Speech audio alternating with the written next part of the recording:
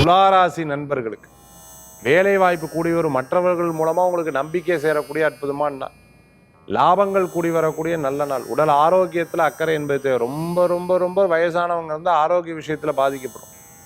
இன்றைய தினத்துல கடனுக்காக கடன் வாங்குறதை தவிர்த்துக்கிறது நல்லது. நகை கடை வச்சுட்டு இருக்கிறவங்க, வெள்ளி கடை வச்சுட்டு இருக்கிறவங்க, அடமான கடை வச்சுட்டு இருக்கிறவங்களுக்கு, எலக்ட்ரானிக்ஸ் சம்பந்தமான கடை வச்சுட்டு இருக்க மிகப்பெரிய நிறுவனம், ஒரு கம்பெனியில் சிஇஓ டைரக்டராக இருந்துட்டு இருக்கிறவங்க, தண்ணீர், ஃப்ரூட் ஷாப், மார்க்கெட் சம்பந்தமான கார்ப்பரேட் பேஸ் கம்பெனியாக இருந்துட்டு இருக்கிறவங்களுக்கு அனுகூல்யம் தேடி வரக்கூடியதாக இருக்கும். நல்லவர்களது நட்பு மேலும் மேலும் மேலும் மேலும் உயர்வத்தை கொடுக்கக்கூடியதாக இருக்கும்.